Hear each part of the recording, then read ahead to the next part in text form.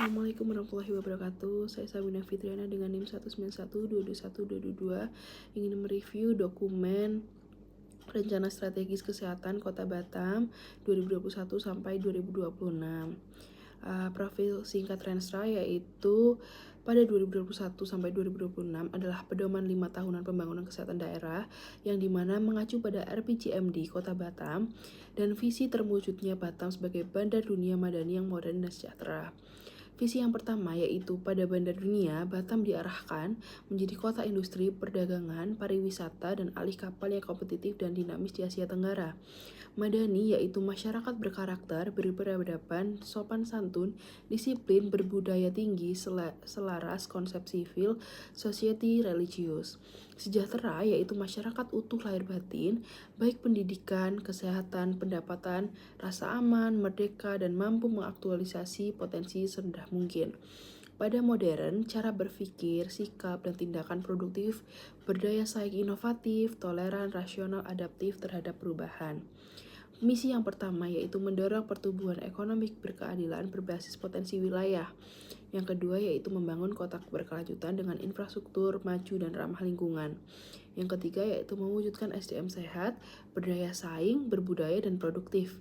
Yang keempat yaitu mempercepat pembangunan daerah hinterland untuk pemerataan. Dan yang kelima yaitu meningkatkan tata kelola pemerintahan yang baik dan pelayanan publik berbasis teknologi.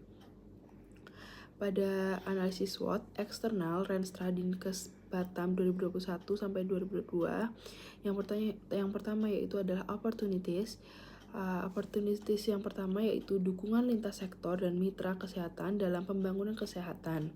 Yang kedua yaitu integrasi kajian lingkungan hidup strategis KLHS dan pembangunan berkelanjutan. Yang ketiga yaitu program nasional JKN SJSN mendukung cakupan layanan kesehatan semesta.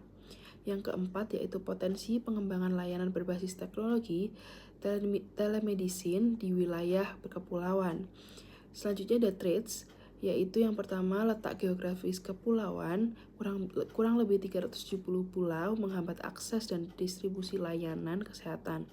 Yang kedua yaitu mobilitas tinggi dan kedekatan dengan Singapura dan Malaysia meningkatkan resiko penyakit lintas batas atau wabah.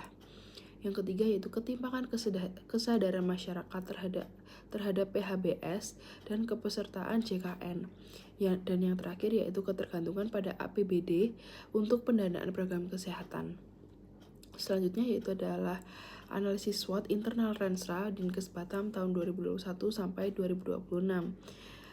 Di sini ada strength yaitu yang pertama yaitu struktur organisasi dan landasan hukum yang jelas Perda Perwako. Yang kedua yaitu adalah visi, misi, tujuan, sasaran, dan indikator kinerja terukur di Renstra.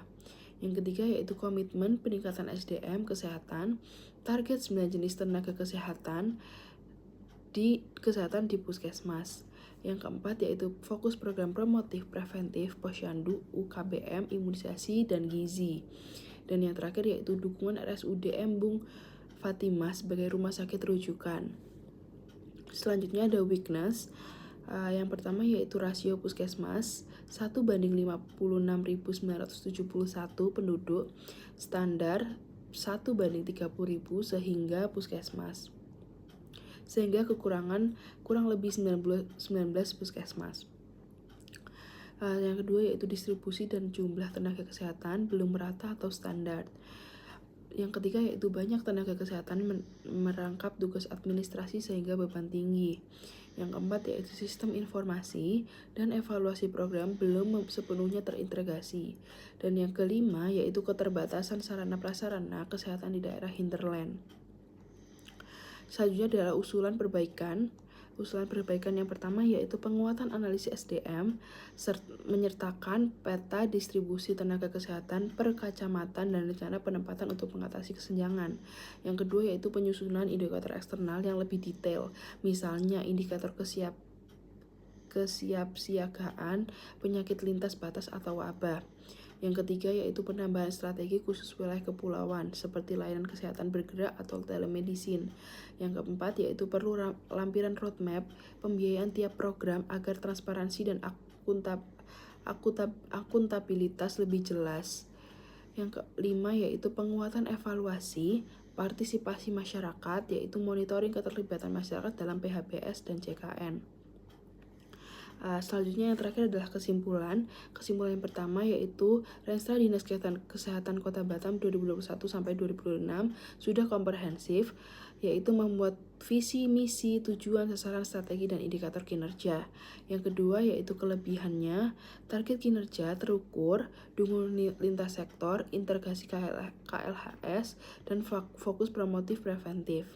Yang ketiga yaitu kekurangannya, analisis SDM dan geografis belum cukup detail, layanan kepulauan belum spesifik, indikator kesiapsiagaan penyakit lintas batas belum jelas. Dan yang keempat yaitu usulan perbaikannya, penguatan analisis SDM, indikator eksternal, strategi layanan kepulauan, evaluasi partisipasi masyarakat, dan roadmap pembiayaan.